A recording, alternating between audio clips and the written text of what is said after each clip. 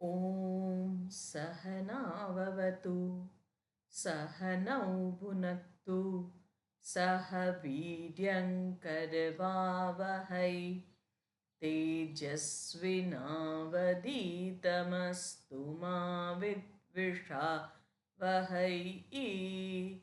ॐ शान्ति शान्ति शान्तिः। सर्ववेदान्तसिद्धान्त गोचरं तमगोचरं गोविन्दं परमानन्दं सद्गुरुं प्रणतोऽस्म्यहम्।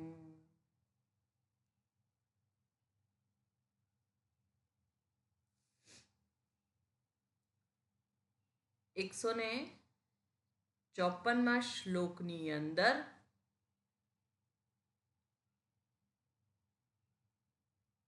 आत्मा अनात्म विवेकः कर्तव्यः बन्धमुक्तये विदुषा तेन एव आनंदी भवति स्वं विज्ञाय सच्चिदानंदम એવું કહેવામાં આવ્યું અને પોતાના સ્વરૂપને પણ આપણે જોઈએ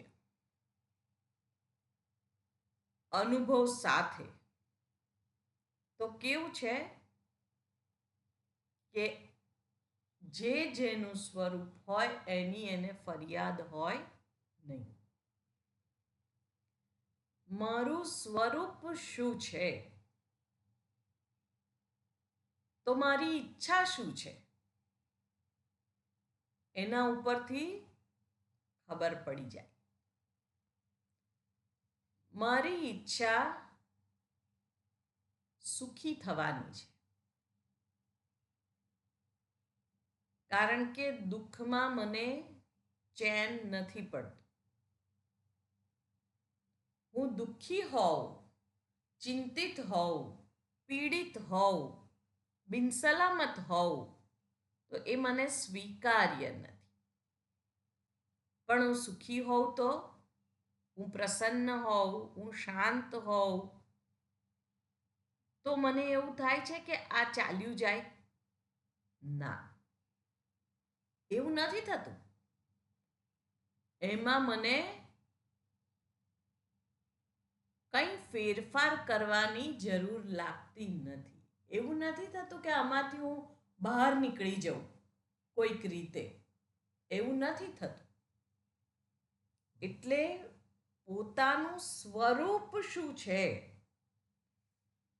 શાસ્ત્ર કહે છે જે તારી મૂળભૂત ઈચ્છા છે એ જ તારું સ્વરૂપ છે. અને એના માટે શું કરવાનું? તો અહીંયા કે છે આત્મ અનાત્મ વિવેક કર્તવ્ય. આત્મા અને અનાત્માનો વિવેક કરવાનો. શેના માટે? બંધ મુક્તયે, બંધનમાંથી મુક્તિને માટે. સ્થૂળ બંધન નથી, છતાંય આપણને અનુભવાય છે તો ખરા. આપણને કોઈએ કશાની સાથે બાંધી નથી દીધા. આપણને ઝાડ સાથે કે કોઈ થાંભલા સાથે બાંધી દીધા હોય દોરડા વડે તો બરાબર છે કે આપણને બંધન અનુભવાય.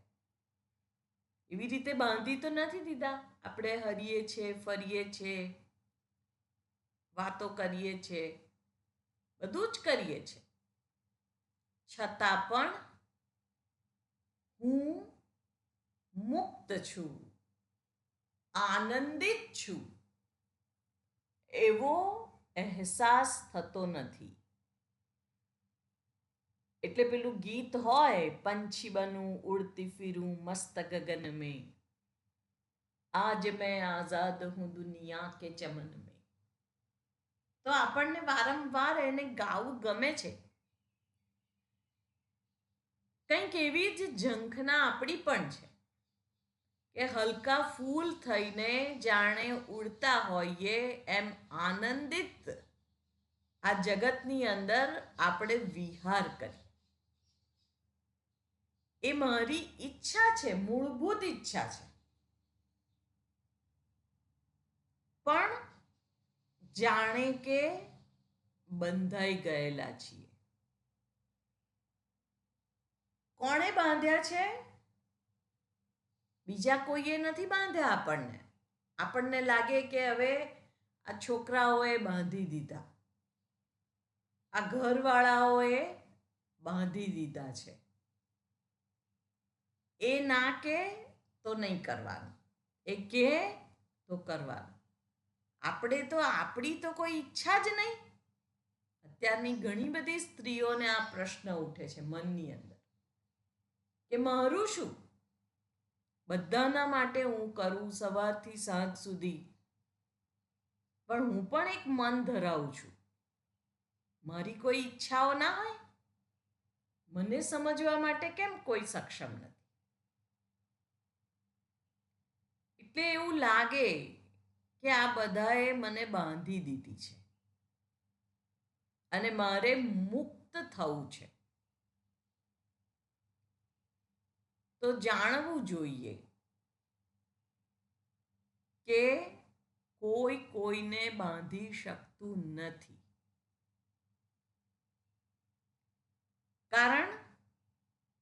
કારણ કે જેને હું કહું છું એ જડ છે કે ચેતન છે? ચેતન છે. તો જડ હોય એ ચેતનને બાંધી શકે ખરું? ના. પણ આપણને લાગે છે કે બંધાઈ ગયા છીએ. આ ઘર છોડીને ક્યાં જવું હવે? બધાય બહાર ગયા છે, હું નીકળી જાઉં તો ઘરનું શું થવાનું છે? કશું થતું નથી. આ ધન કોઈકને આપી દઈશ તો મારું શું? પણ બારીકાઈથી વિચાર કરેલો નથી. અને એટલે જ શાસ્ત્ર અને મહાપુરુષો આપણને એ જગ્યાએ ધ્યાન દોરવા માટે, વિચાર કરવા માટે વારંવાર ટકોર કરે છે કે તું જો, આ ધનને લીધે તારું અસ્તિત્વ નથી. તું જ્યારે જન્મ્યો ત્યારે ભગવાને બધું જ તૈયાર રાખ્યું છે. શું તૈયાર રાખ્યું છે? તારા માટે ખોરાક, પાણી, વસ્ત્ર. જ્યારે તને તારી સાચવણી કરતા નથી આવડતી, તને પોતાને તારું ધ્યાન રાખતા નહોતું આવડતું, ત્યારે કોકને તારું ધ્યાન રાખવા માટે પણ મોકલી દીધેલી છે. અને એ જ માં જેને અપાર પીડા આપીને તું આ જગતમાં આવેલો છે, એ માની અંદર કેટલું બધું હેત વાત્સલ્ય ભરી દીધું છે કે જેના કારણે તને કોઈ તકલીફ પડે તો એ બેચેન બની જાય છે, એ ઊંચી નીચી થઈ જાય છે. રાતોની રાતો જાગી અને તારું લાલન પાલન કરેલું છે. તો આ પ્રેમ એ માના હૃદયની અંદર, એના મનમાં કોણે મૂક્યો છે? બાકી તો કોઈએ આપણને એક લાફો માર્યો હોય તોય આપણે આખી જિંદગી નથી ભૂલતા. અને આ તો આટલું બધું મરવા સુધી પહોંચી જવાય એટલું બધું પેઇન, દુઃખ, એ પીડાને ભૂલી જાય છે એક જ સેકન્ડમાં. અને આપણને જ્યારે એના હાથમાં આપવામાં આવે છે ત્યારે એ જગત જનની, જગદંબા, એ ઈશ્વર એના થકી જ પ્રગટ થાય છે. તો તું જો કે તને તારી ચિંતા છે એના કરતાં મને વધારે છે. એટલે તું એવું કે આ ધન નહીં હોય, આ જન નહીં હોય, આ સત્તા નહીં હોય, આ સંપત્તિ નહીં હોય, સ્થૂળ જે કંઈ મને આપવામાં આવેલી છે એ નહીં હોય તો શું? ભગવાન કહે છે એ જવાબદારી મારી છે. ભગવદ્ ગીતામાં કહે છે અનન્યાશ્ચિંતયંતો મામ યે જનાઃ પર્યુપાસતે તેષામ નિત્યાભિયુક્તાનામ યોગક્ષેમમ વહામ્યહં. યોગ અને ક્ષેમનું વહન ભગવાન કહે છે હું કરું છું, બીજું કોઈ નથી કરતું. એટલે જે કંઈ ઈશ્વર છે અને એ ઈશ્વર સર્વજ્ઞ સર્વશક્તિમાન છે અને એ જ શબ્દ દેહે સત્ય રૂપે શાસ્ત્ર દ્વારા પ્રગટ થયો છે. અને એ શાસ્ત્ર જ્યારે મને મારા સ્વરૂપનું ભાન આપે, જ્ઞાન કરાવી રહ્યા છે, તો શું કહે છે કે એ કોણ છે?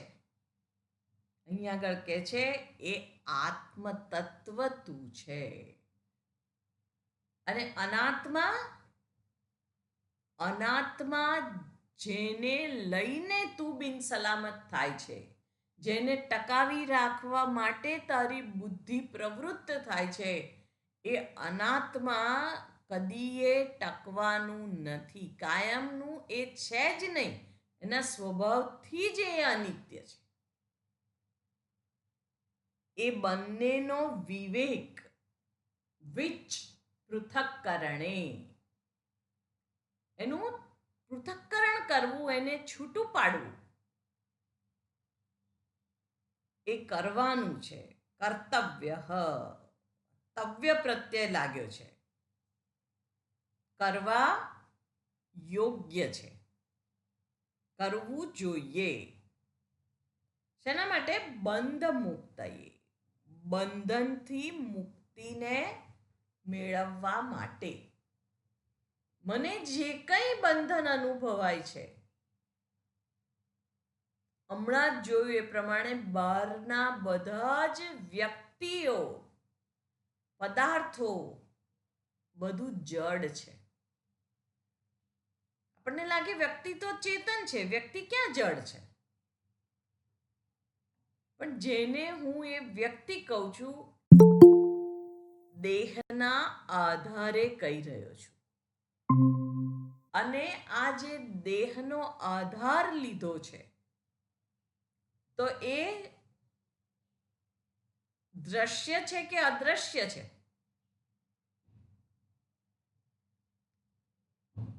દેહ દ્રશ્ય છે. દ્રશ્ય, દેહ તો દ્રશ્ય જ છે. દેખાય એટલે દ્રશ્ય જ કહેવાય ને. હા, તો જે દેખાય છે એ જડ છે. શાસ્ત્ર કહે છે કે નિયમ છે, યદ દ્રષ્ટમ તન્નષ્ટમ. જે કંઈ આ છે એવું આપણે કહીએ છીએ, એનો એક સમયમાં જન્મ થયેલો છે અને એક સમયમાં તેનો નાશ થાય છે. જેનો જન્મ છે એનો નાશ નિશ્ચિત છે, સમયથી બદ્ધ છે. અને જે સમયથી બદ્ધ છે, જેનો નાશ છે, એ જડ જ હોય, એ ચેતન હોય જ ના શકે. કારણ કે જે ચેતન છે એનો નાશ થતો જ નથી, એ છે જ. અને શાસ્ત્ર કહે છે એ તારું સ્વરૂપ છે. તું આ જે દેહ પોતાને માને છે એ તું નથી. અને આપણો પણ અનુભવ શું કે છે? આ દેહ જો હું હોઉં તો જેને હું મૃત્યુ કહું છું, એ સમયે હું જ્યાં જઉં ત્યાં દેહ જવો જોઈએ ને, પણ એ જતો નથી. એ તો અહીંયા જ રહે છે. એટલે એ અનાત્મા છે અને પેલો જે જનારો છે એ ચૈતન્ય છે. પણ એનાથી વધારે એક સ્ટેપ આપણે શાસ્ત્ર કહે છે એને જોવાની જરૂર છે કે જેને જનારો કહું છું એનું સ્વરૂપ ચૈતન્ય છે. અને ચૈતન્ય શાસ્ત્ર કહે છે કે એ કેવું છે? બ્રહ્મ છે. અને બ્રહ્મ કહે છે બૃહત્વાદ બ્રહ્મ, જે સર્વવ્યાપક છે એને બ્રહ્મ કહેવામાં આવે છે. તો જે સર્વવ્યાપક હોય એને ક્યાં જવાનું હોય? ક્યાંય ના જવાનું હોય, તો છે જ બધે. હા, તો જ એને સર્વવ્યાપક કહેવાય. તો જે સર્વવ્યાપક છે એ જ તું છે. એટલે જે જાય છે તે કોણ જાય છે? કંઈક તો જાય છે આ દેહમાંથી. એ કે છે જે જાય છે એ જીવાત્મા જાય છે. આત્મા ક્યાંય નથી જતો. એણે ક્યાંય જવાનું જ નથી. કારણ કે કોઈ જગ્યા એવી નથી કે જ્યાં એ ના હોય. તો જે જીવ છે એની ગતિ છે. અને એ જીવની ગતિ પોતાના કર્મ અનુસાર એને પ્રાપ્ત થતી હોય છે. એટલે એ જે જીવ છે એ કોણ છે? તો એ સૂક્ષ્મ શરીર અને સ્થૂળ શરીરનો જ્યાં સંયોગ થાય છે ત્યાં એ જીવાત્મા અભિવ્યક્ત થાય છે. એટલે એ જીવ પણ એનું સ્વરૂપ આત્મ તત્વ છે. અને એ પોતાના સ્વરૂપને ના જાણતો હોવાના કારણે પેલા અનાત્માને હું તરીકે જાણે છે. અને આ હું છું એવો નિશ્ચય કરે છે. અને પછી એને દુઃખની, બંધનની, બિનસલામતીની પરંપરા અનુભવાય છે. અને એમાંથી કેવી રીતે છૂટવું? આ પરિસ્થિતિમાં ફેરફાર કરવું, આ લોકોથી દૂર જવું, કે આ લોકોને વળગીને રહું, કે ધન ખૂબ ભેગું કરવું, સંપત્તિ ખૂબ ભેગી કરવું, એક મકાન છે બીજું મકાન લઉં, એક ગાડી છે બીજી લઉં, આ બધું એકત્રિત કરું તો હું સુખી થઈ જઈશ, હું સલામત થઈ જઈશ. પણ મૂળમાં હું સલામત થઈ જઈશ તો સલામતી મારી શેની ઉપર છે? એ ધન ઉપર, એ જન ઉપર, એ પરિસ્થિતિ ઉપર મેં આધારિત રાખી છે. અને એ બધું તો બદલાતા સ્વભાવ વાળું છે. એટલે પેલી બિનસલામતી, પેલી પીડા, ભય, એમાંથી છુટકારો મળતો જ નથી. કારણ કે જ્યાં હું એ છુટકારો શોધું છું ત્યાં આગળ એ છે જ નહીં. કારણ કે એનો સ્વભાવ જ બદલાતા રહેવાનો છે. અને એને હું છે એવું ને એવું પકડી રાખવા માટેની કોશિશ કરું છું અને મારી કોશિશ વ્યર્થ જાય છે. એટલે હું દુઃખી થઈ, હતાશ થઈ પાછો બેસી જાઉં છું. એટલે જે સુખ હું જેને કહું છું એ પેલી જે બેચેની ઊભી થઈ છે અંદર કે આને મેળવીને જ હું સુખી થઈશ, એવો જે મનમાં કામના ઉત્પન્ન થઈ છે, એ કામનામાંથી છૂટવા માટે જે બેચેની છે એની રાહત છે, એને હું સુખ કહું છું. એટલે હાંફી જવાય છે દોડતા દોડતા. વસ્તુઓની, વ્યક્તિઓને સાચવવા માટે કેટલી મહેનત કરવી પડે છે, અને છતાંય એ વસ્તુ, વ્યક્તિ, પરિસ્થિતિ સચવાઈ જાય છે? નથી સચવાતી. મારો અનુભવ છે આ. એટલે અહીંયા આગળ કહે છે કે વિદુષા. વિદુષા એટલે વિદ્વાન દ્વારા, અને વિદ્વાન એટલે ભગવદ્ ગીતામાં એને પંડિત કહેવામાં આવ્યો છે. જેને આત્મા અનાત્માનો વિવેક છે એ પંડિત છે.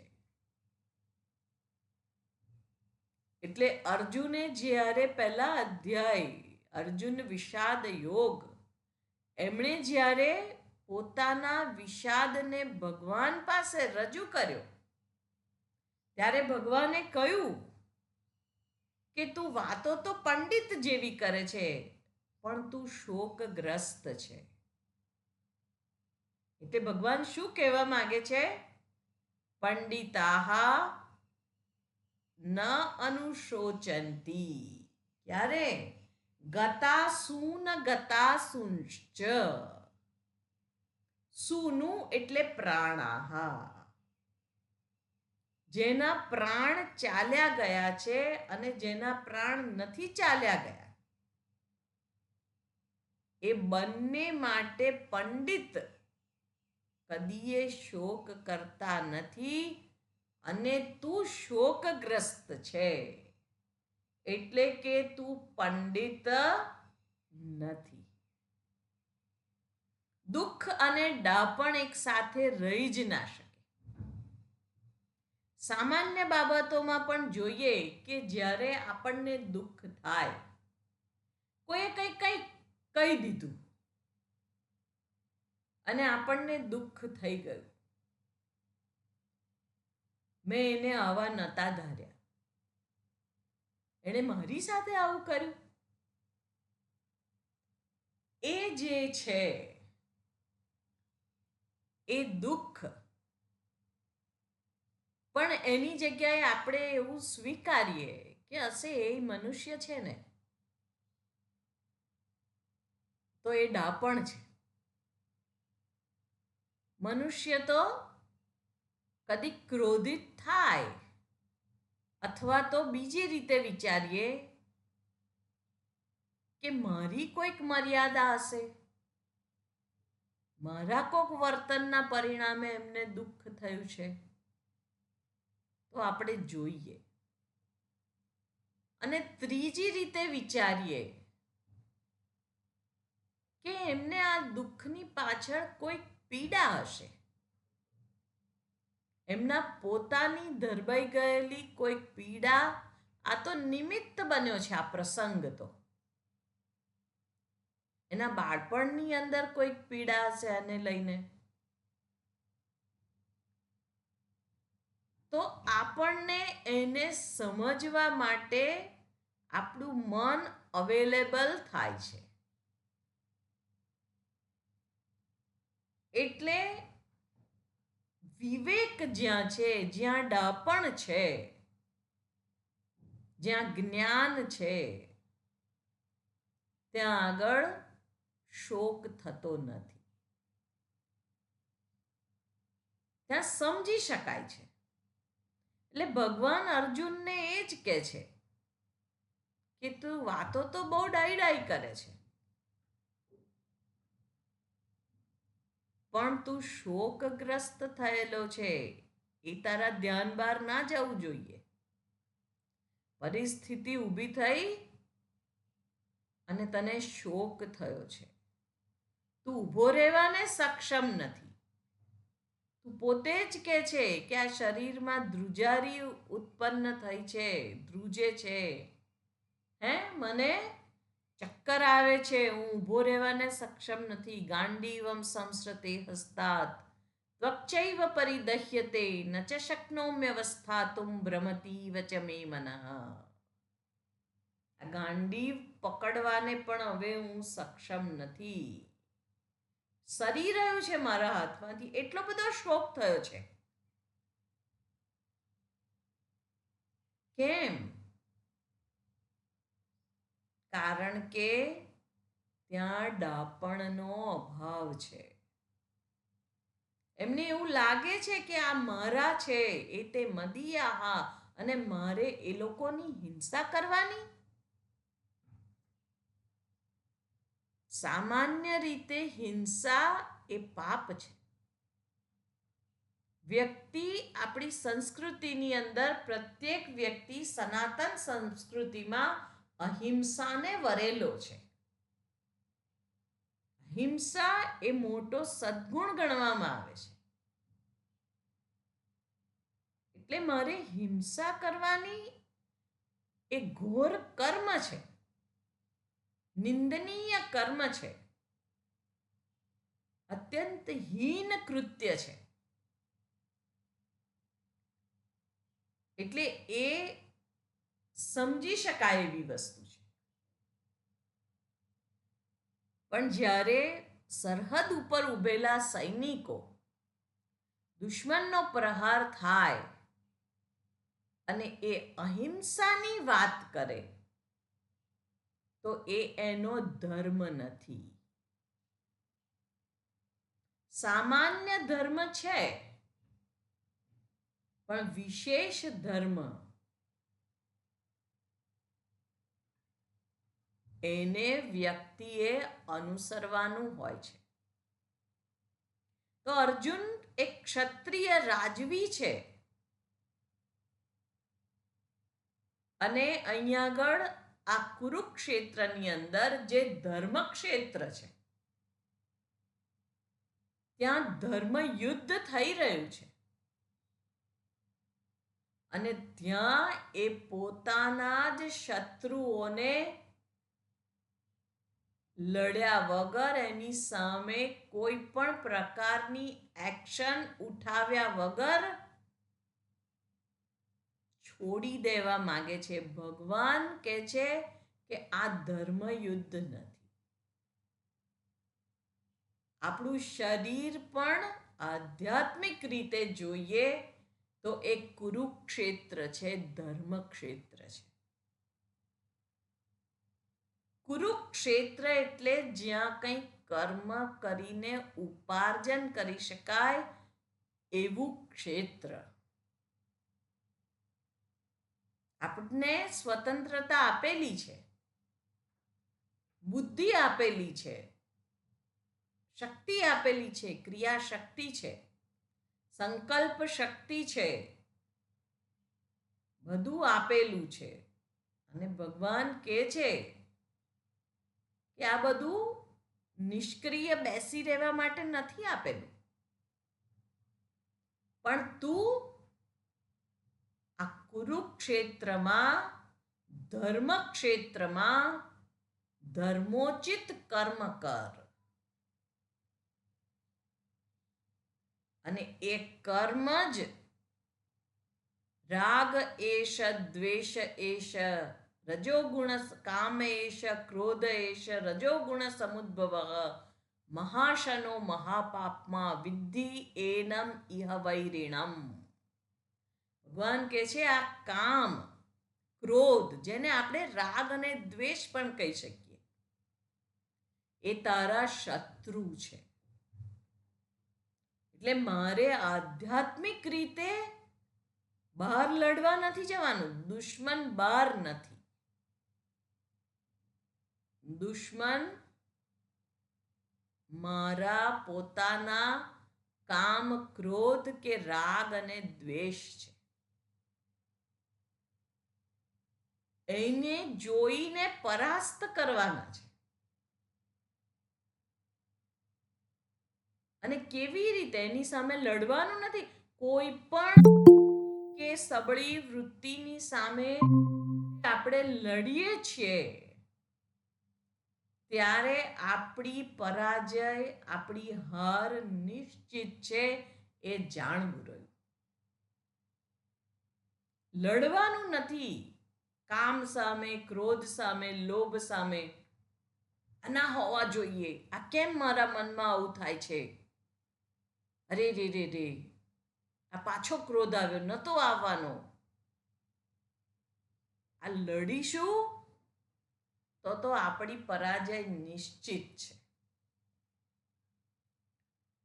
પણ આ એવા શત્રુ છે કે જેને વિવેકની તલવાર દ્વારા હણવામાં આવે છે. એટલે બીજાની એક લીટી કોઈકે દોરી હોય અને આપણે આપણી લીટી એનાથી મોટી બનાવવી હોય, તો આપણે એવી લીટી દોરવાની જે પેલી લીટી કરતા મોટી હોય. આ જ નિયમ આપણા જીવનની અંદર આપણે અપનાવવાનો છે. એક વિચારશીલ વ્યક્તિ તરીકે, એક સંનિષ્ઠ સાધક તરીકે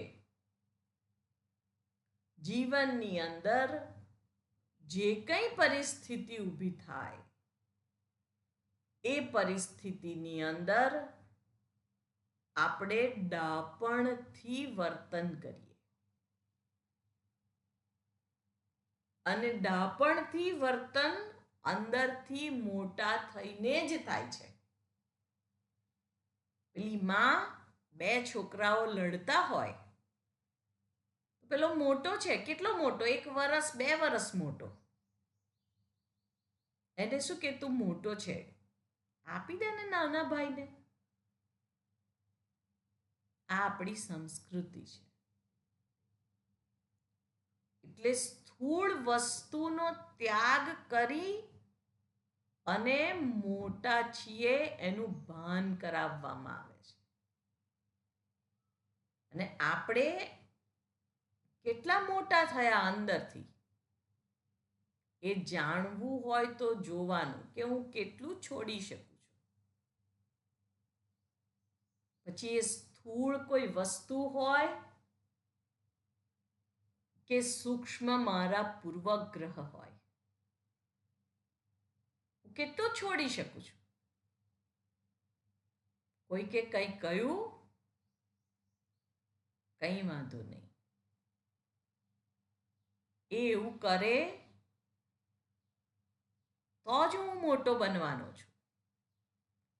મારા જીવનમાં આવતી પ્રત્યેક વ્યક્તિ, વસ્તુ કે પરિસ્થિતિ મને મોટા બનાવવા માટે જ આવે છે. અને બનાવવાના નથી, મારા મહાન સ્વરૂપનું ભાન કરાવવા માટે આવે છે. હું મોટો છું જ. કેટલો મોટો? અમાપ, જેનો નાશ કદી શક્ય નથી,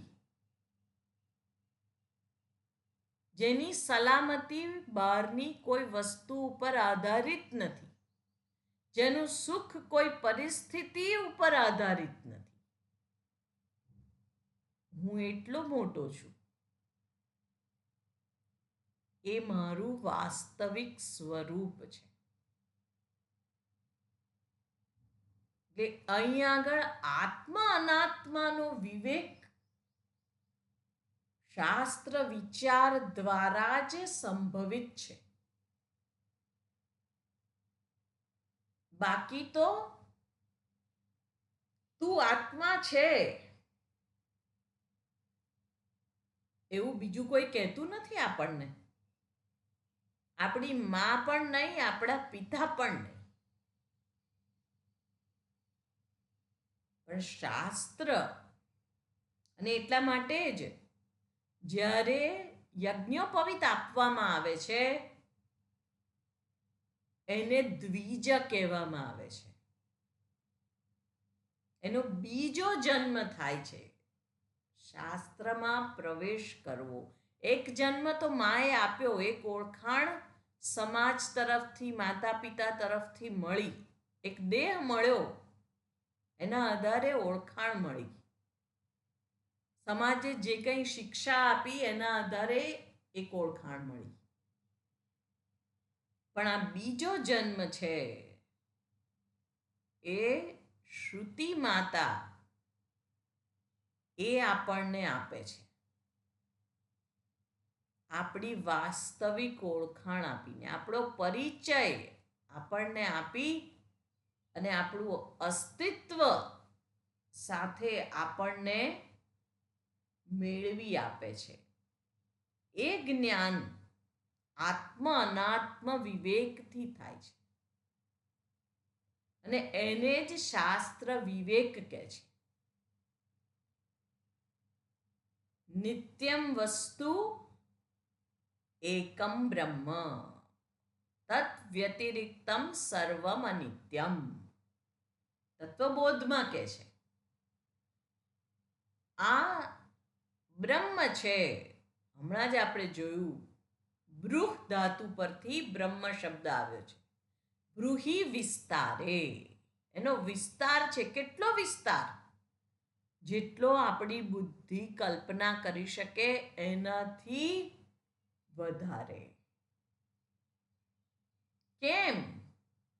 કારણ કે એ સર્વવ્યાપક છે.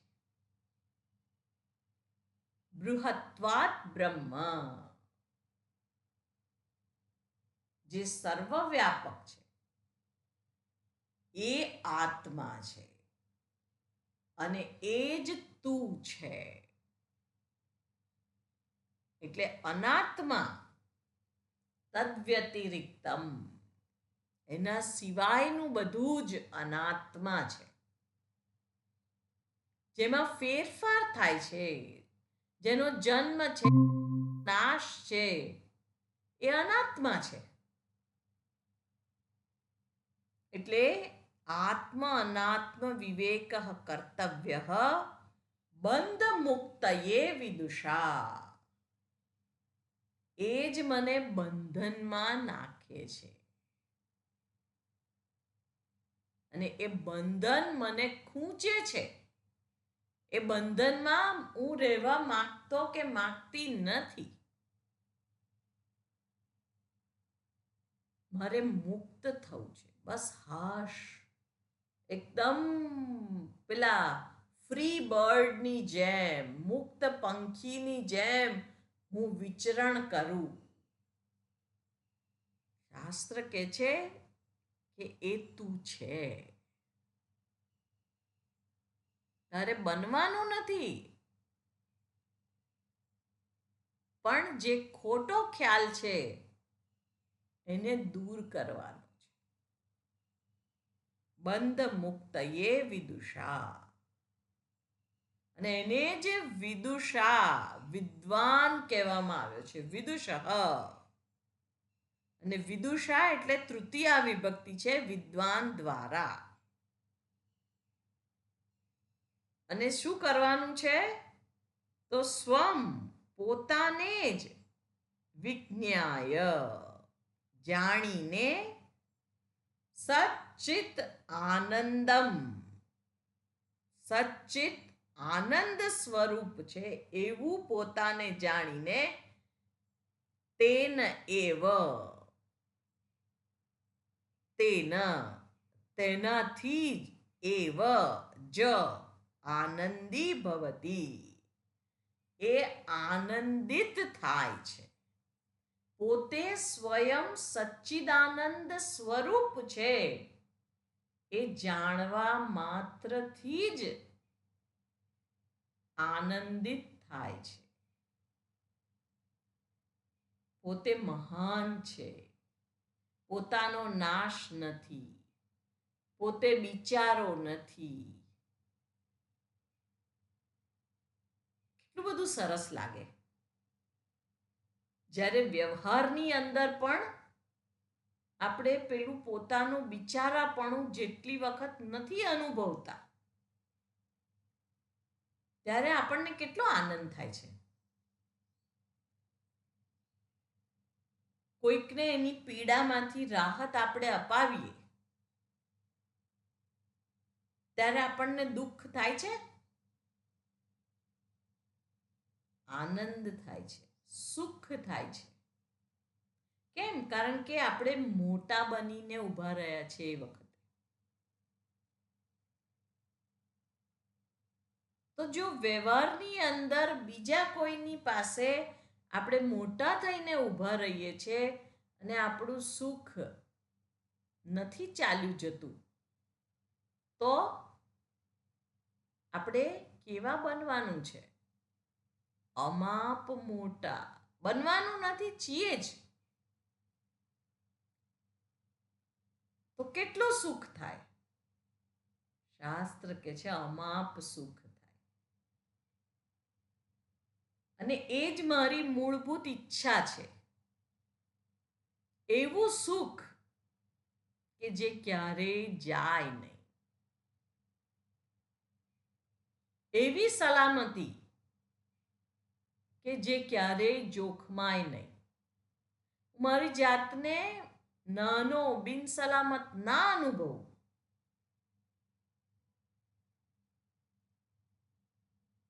તો કેટલું સુખ છે.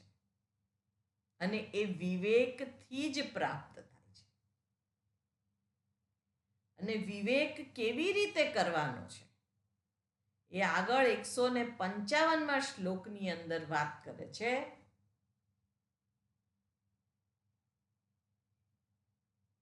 પ્રજ્ઞાબેન,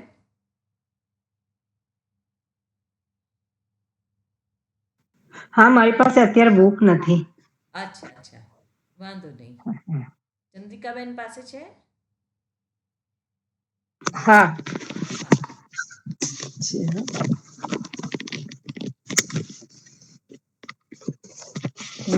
આનો રાગ તો આપણે પેલો છે એવો જ છે ને, વાંચવું જ પડશે. વાંચવું પડશે. હા, જુઓ તમે. મુંજાદિશિકા મુંજાતિશી ના ના મુંજાદિશિકામિવ દૃશ્ય વર્ગાત પ્રત્યંચમાત્માનમસંગમક્રિયમ વિવિચ્ય તત્ર પ્રવિલાપ્ય સર્વમ છે કે સર્વ છે? સર્વમ છે. હા, વિવિચ્ય તત્ર પ્રવિલાપ્ય સર્વમ તદાત્મનાતિષ્ઠતિ યસ્સ મુક્તઃ. અહીંયા કે છે મુંજાત ઈશિકામ ઇવ દ્રશ્ય વર્ગાત. મુંજા નામનું ઘાસ છે અને ઈશિકા એટલે એના ફોતરા, તણખલા. એ કેવા છે? તો કે છે દ્રશ્ય વર્ગાત. આ જે દ્રશ્ય છે એ દ્રશ્ય વર્ગથી પ્રત્યંચમ.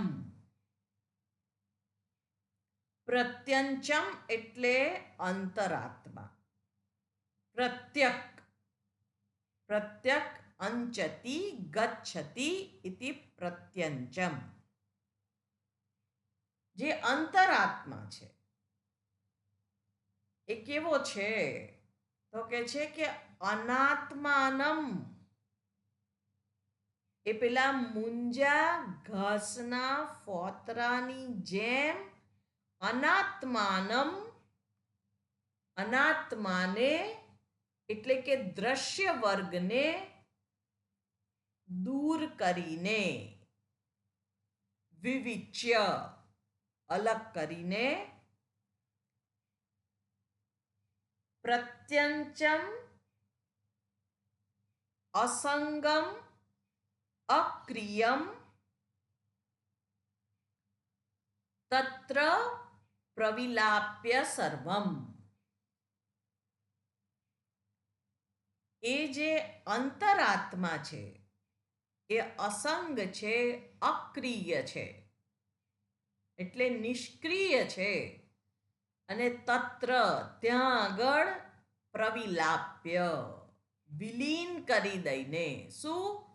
સર્વમ બધું જ અનાત્મા આ અસંગ અક્રિય આત્મામાં વિલીન કરી દઈને તત આત્મના તે આત્માની સાથે તિષ્ઠતિ યહ સહ મુક્તઃ એ આત્માની સાથે તાદાત્મ્ય કરીને જે રહે છે, એટલે કે આત્મભાવમાં સ્થિત રહે છે, તિષ્ઠતિ યહ સહ મુક્તઃ તે મુક્ત છે. એટલે શેમાંથી મનને દૂર કરવાનું છે અને શેમાં એને સ્થાપિત કરવાનું છે, એ વસ્તુ અહીંયા આગળ દર્શાવવામાં આવી છે. એટલે કે છે કે મુંજા ઘાસમાંથી ના છોતરાની જેમ, એટલે મુંજા એક પ્રકારનું ઘાસ છે. એને તમે ખોલવા માટે અને એના અંદરથી એની ગર્ભ રૂપે એક સળી હોય છે, એ કાઢવા માટે બહુ કુશળતા જોઈએ, નહીં તો હાથ તમારો ચીરી નાખે એ મુંજા ઘાસ. પણ એ ઘાસના છોતરા એક પછી એક દૂર કરવાના. તો એને કેવી રીતે દૂર કરવાની ક્રિયાને કેવી રીતે સરખાવી છે આ આપણા જીવન સાથે?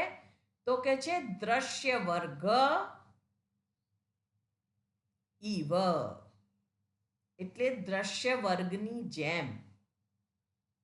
દ્રશ્ય વર્ગ એટલે જે કંઈ આપણે દ્રશ્ય છે અને એના થતા અનુભવ છે, એટલે ઇન્દ્રિયજન્ય અનુભવ, મનના અનુભવ, બુદ્ધિના અનુભવ, બધાથી પોતાને અસંગ અને નિષ્ક્રિય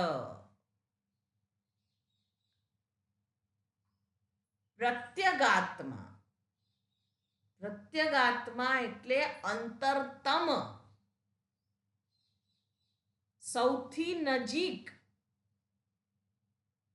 આપણે કહીએ કે મારી અંતરતમ તો કોણ છે? મને મારો પૌત્ર બહુ વહાલો છે. અંતરતમ સૌથી નિકટમાં નિકટ કોણ છે? આપણે વિચારીએ તો મારી માં છે, મારો દીકરો છે, મારા પતિ છે. કોઈકને કોઈક આપણને લાગે કે આ મને બહુ જ પ્રિય છે, મારા ગુરુ છે. પણ વિચારવા જેવું છે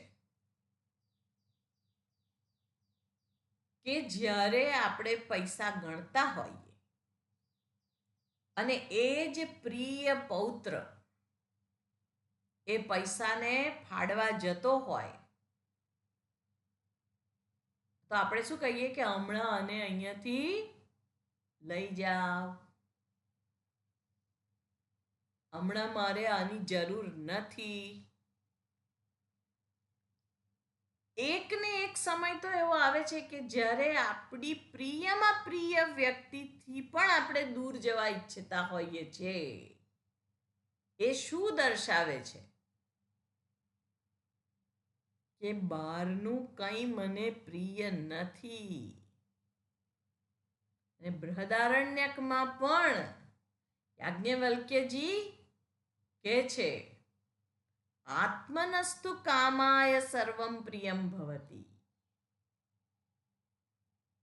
મારી પ્રિયતા માટે મને બીજું બધું પ્રિય લાગે છે, કારણ કે મને સુખ આપે છે. એટલે આ સુખ એ મારું સ્વરૂપ છે. અને એ જ્યારે જ્યારે મારું મન એમાં ગોઠવાય છે ત્યારે મને લાગે છે કે આ બહારથી આવ્યું, એ કોક જગ્યાએથી આવ્યું. ત્યાં વિચાર કરવાનો છે. એટલે આપણા ઇન્દ્રિયજન્ય અનુભવ, આપણા મનની કલ્પના, આપણા બુદ્ધિના વિચાર, બધું જ આપણને લાગે છે કે આ આવું કર્યું એટલે મને સુખ થયું. એ છે વાસ્તવમાં તો એ જે પ્રત્યગાત્મા છે એને આ બધાથી પૃથક કરવાનો છે. કારણ કે જે સુખનું સ્થાન છે એ જ ભય, પીડા, ચિંતા, દુઃખનું પણ એ જ સ્થાન છે. એ જ પુત્ર મોડું બગાડે કે પતિ મોડું બગાડે તો કેવું દુઃખ થાય છે. તો એ સુખનું સ્થાન છે કે દુઃખનું સ્થાન છે? અને હમણાં ધરતીકંપ થાય તો કોણ કોને લેવા ઊભું રહે છે? બધાને થાય પહેલા હું નીકળી જાઉં બહાર. ત્યારે સુખ શેમાં છે? પોતાના સિવાય કોઈ સુખનું સ્થાન નથી. એટલે પ્રત્યગાત્મા પોતાના સ્વરૂપમાં જ સુખ છે. અંતરતમ હું, એમાં હું જ છે, બીજું કોઈ નથી. આપણે કહીએ મેરી અખિयों में बस गया कोई, પણ કોઈ વસ્તુ નથી. એક સમય આવે છે નિદ્રા, સુષુપ્તિ અવસ્થા ભગવાને એટલા માટે જ મૂકેલી છે કે ત્યાં આગળ પરમ સુખ છે. અને ત્યાં આપણને કોઈ જોઈતું પણ હોતું નથી. એટલે દુનિયાથી થાકી જઈએ તો આપણને એમ થાય કે હવે બસ બહુ થયું, હવે તો હું સૂઈ જ જાઉં, હવે ઊંઘી જાઉં. કેમ? ત્યાં સ્વરૂપ સુખ છે, પણ અજ્ઞાન છે. એટલે આપણે જાણતા નથી કે આ મારું સ્વરૂપ છે. પણ સુખનો અનુભવ તો છે જ. એટલે પ્રત્યગાત્મા જે અક્રિય છે, અસંગ છે, એને આ અનાત્માથી અલગ કરીને અને આત્મામાં વિલીન કરીને